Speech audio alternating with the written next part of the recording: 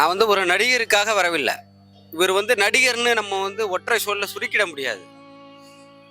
மனோகரம்மா அப்ப வந்து நடிகர் சங்க கடனை அடைக்கணுங்கிறதுக்காக எல்லா நடிகர்களையும் வந்து அழைச்சிக்கிட்டு போனார் விஜயகாந்த். அப்போ வந்து நிஜ வாழ்க்கையிலேயே மவுண்ட் ரோட கிராஸ் பண்ணும்போது ஒரு வில்லன் வந்து ஒரு அம்மா கழுத்துல இருக்கிற செயின் அறுத்துட்டு ஓடுறாரு. அந்த இடத்துல விஜயகாந்த் கார்ல நிற்கும் போது அந்த காரை ஓபன் பண்ணிட்டு உண்மையாவே ஓடி போய் அந்த வில்லனை அடிச்சு அந்த செயினை எடுத்துட்டு வந்து அந்த அம்மா கையில கொடுத்தாருங்க. அதுதான் நடிகன்னா யாரு வேணாலும் அந்த மேக்கப் போட்டுக்கிட்டு அந்த ஸ்கிரீனுக்கு முன்னாடி வந்து நின்னா அருண் கூட நடிகன் தான். நிஜ வாழ்க்கையிலையும் நடிகனா ரியல் ஹீரோவா இருந்தவர். சமுத்திரகனி அண்ணன் வந்து ஒரு படத்துல ஒரு ஷூட்டிங்ல கரெக்டா சொல்லியிருப்பாங்க. எப்படி ஒரு நடிகர் வந்து ஒரு மக்கள் மனசுல வந்து பூந்திருக்கிறாருக்கிற ஒரு ஒரு ஒற்றை சொல்லுதான். யாராவது நம்மளை காப்பாற்ற மாட்டாங்களா? கிராமத்துல வந்து ரேஷன் கடையில வந்து அரிசி போடும் போதும் மண்ணான போடும் போதும் அதுல வந்து 1 லிட்டர் கம்மியாகும், இல்ல 1 கிலோ கம்மியாகும் அரிசியில. அப்படி குறையும் போது ஒரு அம்மா வந்து விஜயகாந்த் படம் ஷூட்டிங் நடக்குது. அப்போ ஒரு அம்மா அந்த கூட்டத்தை முண்டி அடிச்சுக்கிட்டு நான் வந்து விஜயகாந்தை பார்க்கணுக்குது. அப்போ வந்து இயக்குனர் வந்து நிப்பாட்டி என்னன்னு விஜயகாந்த் கேட்கும்போது, இல்ல ஒரு அம்மா வந்து உங்களை பார்க்கணும்னு சொல்லுதுங்க சார். அப்ப பக்கத்துல நானும் நிக்கிறேன். அப்ப அந்த அம்மா என்ன சொல்லுது, சாமி எங்க ஊர்ல அரிசி போடுறாங்க, அதுல வந்து கொஞ்சம் கம்மியா போடுறாங்க, மண்ணானையும் கொஞ்சம் கம்மியா போடுறாங்க, அதை நீ வந்து கேளு சாமின்னு அந்த அம்மா சொல்லும் போது அப்போ வந்து அந்த அம்மாவுக்கு என்ன தோணி இருக்கு, எங்கேயாவது தப்பு நடந்தா விஜயகாந்த் வந்து கண்டிப்பா கேட்பாரு. வேணா ஜெயலலிதா அம்மாவை சட்டசபையில கேட்டார்ல, பால் விலையை உயர்த்துறேன், மின் கட்டணத்தை கம்மி பண்றேன், பேருந்து கட்டணத்தை கம்மி பண்றேன்னு சொல்லி தானே அம்மா முதலமைச்சர் ஆனாங்க. அப்படி சொன்ன அம்மாவே ஆட்சியில உட்கார்ந்த உடனே, அதிகாரத்துல உட்கார்ந்த உடனே, எல்லாத்தையும் ஏத்துன உடனே விஜயகாந்த் வந்து காசுக்கு ஆசைப்பட்டிருந்தா அவர் வந்து எப்படியே போயிருந்திருப்பாரு. அம்மாவுக்கு சல்யூட் போட்டுக்கிட்டு அம்மா டயருக்கு கீழே வணக்கம் வச்சுக்கிட்டு எப்படியே போயிருந்திருக்கலாம். அவருக்கு அது பெரிய விஷயமே இல்லை. சொன்ன வார்த்தையை யாரு காப்பாற்றவில்லை என்றாலும் விஜயகாந்துக்கு கோபம் வரும் தான். விஜயகாந்துக்கு இல்ல, எனக்கும் கோபம் வரும் தான். உண்மையா அந்த தமிழ் மண்ணை நேசிக்கிற ஒவ்வொரு குடிமகனுக்கும் கோபம் வரும் தான். அதே போலதான் விஜயகாந்த் தமிழ் மண்ணையும் தமிழ் மக்களையும் மக்கள்னு வாழ்ந்த ஒரே ஒரு மனிதன் விஜயகாந்த் தான். அப்படியாப்பட்ட மக்களுக்கு அவருடைய வீடியோலாம் நீங்க எடுத்து பாருங்க. இந்த மக்களுக்கு யாராவது துரோகம் பண்ணா சும்மா விடவே மாட்டான் அந்த விஜயகாந்த்னு அவர் ஒன்னும் சும்மா வார்த்தையில சொல்லிட்டு போல, என்ன மனசுல இருக்காததான் சொல்லுவாரு. அப்படி வாழ்ந்துட்டு போன ஒரு மனுஷன். அந்த மாதிரி ஒரு தலைவரை இதுக்கப்புறம் நம்ம பார்க்க முடியாது. நீங்க விஜய்னு சொல்றீங்க, சீமான்னு சொல்றீங்க, விஷால்னு சொல்றீங்க, இவங்கெல்லாம் வந்து இன்னைக்கு வந்து திரை உலகத்துல வந்து காமிச்சதே விஜயகாந்த் தாங்க. அது விஜயகாந்த் சொல்லல, ஆனா நான் சொல்றேன், இன்னைக்கு சொல்ல வேண்டிய இடத்துல நான் இருக்கிறேன். விஜய் வந்து நாளைய தீர்ப்பு என்கின்ற ஒரு படம் எடுக்கும் போது நாளைய தீர்ப்பு படம் வந்து மக்களுக்கு வந்து போய் சேரவே இல்லை. ஆனா விஜயோட அப்பா எஸ்.ஏ.சி. சந்திரசேகர் அவர் மாபெரும் இயக்குனர். விஜயகாந்தை வைத்து பல படங்களை இயற்றியவர். அகல் விளக்கு, சட்டம் ஒரு இருட்டறை, சட்டம் ஒரு விளையாட்டு, நீதியின் மறுபக்கம் போன்ற விஜயகாந்துக்கு பல வெற்றி படங்களை கொடுத்தவர் தான் எஸ்.ஏ.சி. சந்திரசேகர். விஜயகாந்துக்கே பல வெற்றி படங்களை கொடுத்த ஒரு இயக்குனர் தன் மகனுக்கு ஒரு வெற்றி படத்தை கொடுக்க முடியவில்லை. ஆனால் விஜயகாந்த் கொடுத்தார். செந்துர பாண்டி என்கின்ற ஒரு படத்துல விஜயகாந்த் தன்னுடைய தம்பியாக விஜய் நடிக்க வைத்தார். 1 ரூபா கூட அந்த படத்துக்கு காசு வாங்கவே இல்லை. நான் சொல்றேன், இன்னைக்கு சென்னையில தான் நானும் இருக்கிறேன், யார வேணாலும் கூப்பிட்டு கேளுங்க, 1 ரூபா கூட அந்த படத்துக்கு காசு வாங்கல. விஜய் ஒரு நடிகரா ஆகணும்னு விஜயகாந்த் ஆசைப்பட்டார். இன்னைக்கு விஜய் நடிகர் ஆகிவிட்டார். ஆனால் விஜயகாந்த் மாதிரி விஜயும் ஆக வேண்டும் என்பது எங்களுடைய ஆசை.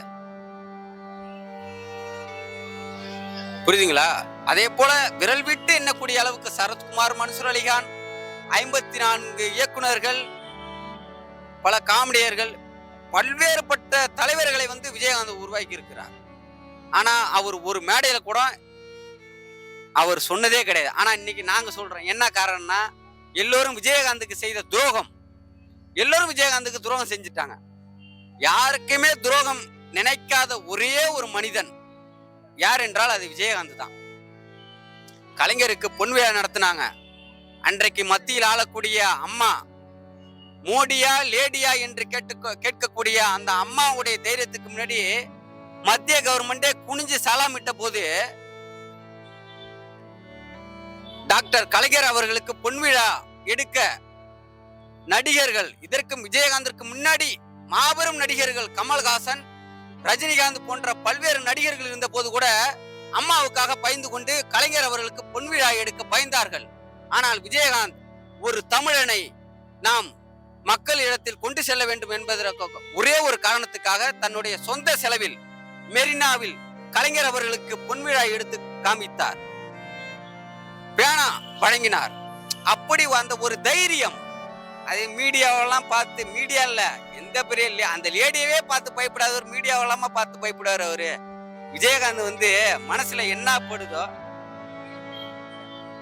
விஜயகாந்த் கரைப்படாத ஒரு தங்கங்க. அந்த வானத்தை போல மனம் படைச்ச மன்னவனேன்னு வரிய இந்த நாட்டுல நீங்க வேற யாருக்கு எழுதினாலும் எடுபடாது. அந்த வரிக்கு சொந்தக்காரரே விஜயகாந்த் தான். அந்த வரிக்கு சொந்தமான ஒரே ஒரு மனுஷன் விஜயகாந்த் மட்டும்தான். அவர் என்றும் வாழ்வார், மக்கள் மனதில் என்றும் வாழ்வார், வாழ்ந்து கொண்டே இருப்பார். எத்தனையோ தலைவர்கள் இறந்தும் அத்தனை ஊர்வலத்தையும் நாம் கண்குள்ளா பார்த்திருக்கின்றோம். ஆனால் இவருடைய தலைவருடைய இறப்புங்கிறது அது ஒரு சரித்திரம், வரலாறுன்னு கூட சொல்லலாம். ஒவ்வொரு நடிகர் திலகம் நீங்க பார்த்திருக்கலாம். நடிகர் திலகம் என்றால் ஒரு மாபெரும் நடிகர். சிவாஜி கணேசன் அவர்கள் இறந்த போது விஜயகாந்த் என்பவர் அந்த நடிகர் சங்கத்தினுடைய தலைவராக இருந்து கொண்டு அவர் ஒரு ஷூட்டிங்ல இருந்துகிட்டு இருக்கும்போது தலைவர் இறந்து விட்டார், எனக்கு ஷூட்டிங் வேணான்னு சொல்லி அந்த ஷூட்டிங்கே புறந்தள்ளி விட்டு அந்த படத்தையே தூக்கி அந்தாண்ட போட்டு விட்டு ஒரு நடிகருக்காக மரியாதை செலுத்த வேண்டும் என்ற ஒரு எண்ணத்திற்காக விஜயகாந்த் அந்த கட்டுன வேஷ்டி, நீங்க அந்த வீடியோ பாருங்க, கதற வேட்டி கதற சட்டை, தமிழ்நாட்டுல இல்ல சிங்கப்பூர் மலேசியா எங்க போனாலும் விஜயகாந்த் அந்த கதற வேட்டி கதற சட்டை துண்டோட தான் போவாரு. அந்த துண்டோட பசியோட அந்த இறுதி ஊர்வலம் சிறப்பாக முடியும் வரை அருமையாக நடிகர் திலகத்தை கொண்டு போய் அடக்கம் செய்தார் விஜயகாந்த். அது ஒரு வரலாறு. ஆனால் இன்றைக்கு நடிகர் சங்கத்தையே மீட்டெடுத்து இன்னைக்கு எத்தனை நடிகர்கள் எத்தனையோ திரைப்படங்கள் நடிக்கிறாங்க. அந்த திரைப்படம்லாம் எங்க இருந்து நடிக்கிறாங்க?